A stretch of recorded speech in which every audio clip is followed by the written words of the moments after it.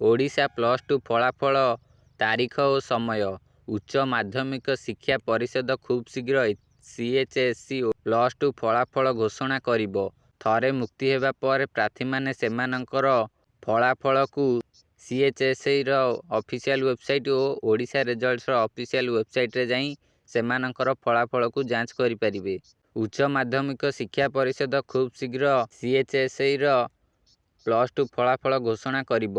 ଗଣମାଧ୍ୟମ ରିପୋର୍ଟ ଅନୁଯାୟୀ CHSE ଓଡ଼ିଶା ଦ୍ୱାଦଶ ଫଳାଫଳ ମେ'ର ଶେଷ ସପ୍ତାହରେ ଘୋଷଣା କରିବ ବୋଲି ଆଶା କରାଯାଉଛି।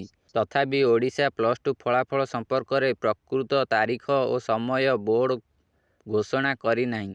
ଥରେ ମୁକ୍ତ ହେବା ପରେ ପ୍ରାର୍ଥୀମାନେ ସେମାନଙ୍କ ଦ୍ୱାରା ଫଳାଫଳକୁ CHSEର ଅଫିସିଆଲ ୱେବସାଇଟ୍ ଓ ଓଡ଼ିଶା ରେଜଲ୍ଟସର ଅଫିସିଆଲ ୱେବସାଇଟ୍ରେ ଯାଇ ଚେକ୍ କରିପାରିବେ।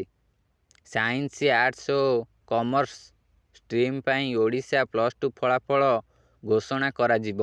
CHSE ଓଡ଼ିଶା ଶ୍ରେଣୀ +2 ଫଳାଫଳ ଯାଞ୍ଚ କରିବାକୁ ପ୍ରାର୍ଥୀମାନଙ୍କୁ ରୋଲ ନମ୍ବର ଏବଂ ଅନ୍ୟାନ୍ୟ ଆବଶ୍ୟକୀୟ ବିବରଣୀ ପ୍ରବେଶ କରିବାକୁ ପଡ଼ିବ। CHSE ଓଡ଼ିଶା ଦ୍ୱାଦଶ ଫଳାଫଳ 2024 ପରେ ବୋର୍ଡ ଖୁବ୍ ଶୀଘ୍ର ମୂଳ ମାର୍କସିଟ୍ ଓ ପ୍ରମାଣପତ୍ର ପ୍ରଦାନ କରିବ। ପ୍ରାର୍ଥୀମାନେ ନିଜ ନିଜ ବିଦ୍ୟାଳୟରୁ ସେମାନଙ୍କର ଓଡ଼ିଶା ବୋର୍ଡ ମାର୍କସିଟ୍ ସଂଗ୍ରହ କରିବାକୁ ପଡ଼ିବ।